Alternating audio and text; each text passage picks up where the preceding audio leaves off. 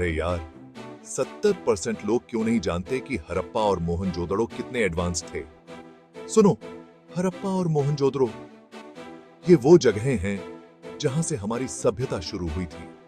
5000 साल पहले Indus valley सभ्यता इतनी एडवांस्ड कि आज भी लोग दंग रह जाते हैं। इस सभ्यता के लोग तो प्लान्ड सिटीज में रहते थे।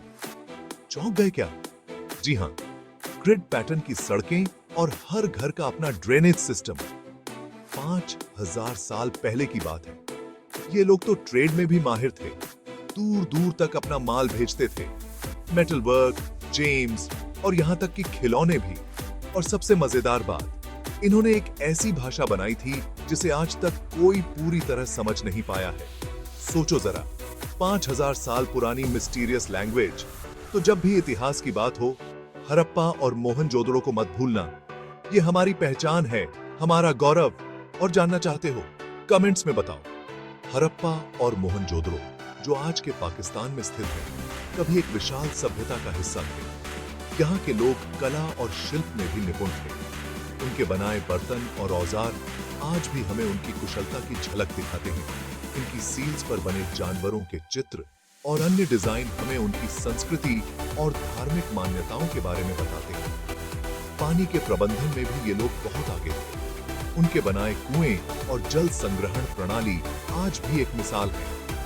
मोहनजोदड़ो का ग्रेट बाथ, एक विशाल सार्वजनिक स्नानागार, इस सभ्यता की उन्नत जल प्रबंधन प्रणाली का एक और उदाहरण है।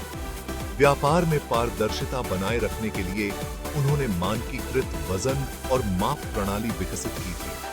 उनकी शहरी योजना इतनी उन्नत थी कि आज भी हम उससे सीख सकते हैं। आज भी पुरातत्वविद इन स्थलों पर काम कर रहे हैं और हर दिन नई खोजें कर रहे हैं। हड़प्पा और मोहनजोदड़ो की सभ्यता हमें हमारे अतीत से जोड़ती है और हमें सिखाती है कि हम कितने उन्नत थे। तो अगली बार जब आप इतिहास के बारे में सोचें, तो हड़प्पा और मोहनजोदड़ो को याद रखें। ये हमारी धरोहर है। और जानना चाहते हो? कमेंट्स में बताओ। हड़प्पा और मोहनजोदड़ो के लोग साधारण लेकिन व्यवस्थित घरों में रहते थे। उनके घर पकी हुई ईंटों से बने होते थे और उनमें कई कमरे होते थे। उनके घरों में रसोई घर भी होते थे, जहां वे अपने भोजन को पकाते और संग्रहित करते थे। बाजारों में व्यापारिक गतिविधियां जोरों पर होती थीं। लोग विभिन्न वस्त्र, अनाज और हस्तशिल्प का व्यापार करते थे। हड़प्पा और मोहनजोदड़ो के लोग आभूषण पहनने के शौकीन थे। उनके द्वारा बनाए गए आभूषणों में सोने, चांदी और कीमती पत्थरों का उपयोग होता था। बच्चों के लिए खिलौने भी बनाए जाते थे, जो मिट्टी और धातु से बने होते थे। ये खिलौने उनकी रचनात्मकता और कला का प्रमाण है। अनाज के भंडारण के लिए बड़े बड़े गोदाम बनाए गए थे, जो इस बात का संकेत देते हैं कि वे कृषि में भी निपुण थे। व्यापार के लिए उन्होंने नदी किनारे बंदरगाह भी बनाए थे, जहां से वे अपने माल को दूर दूर तक भेजते थे।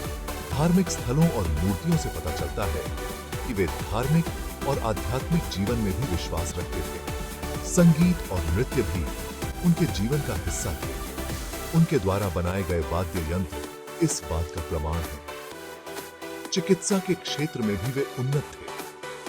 उनके द्वारा उपयोग किए जाने वाले औजार और जड़ी बूटियां इस बात का संकेत देते हैं। शिक्षा का भी महत्व था। बच्चों को पढ़ाने के लिए विशेष स्थान बनाए गए थे, जहां वे लिखना और पढ़ना सीखते थे। खेलकूद भी उनके जीवन का हिस्सा थे।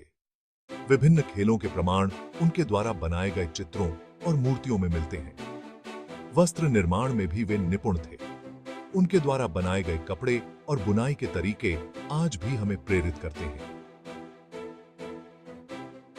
हड़प्पा और मोहनजोदड़ो की सभ्यता हमें हमारे अतीत से जोड़ती है और हमें सिखाती है कि हम कितने उन्नत थे। और जानना चाहते हो? कमेंट्स में बताओ।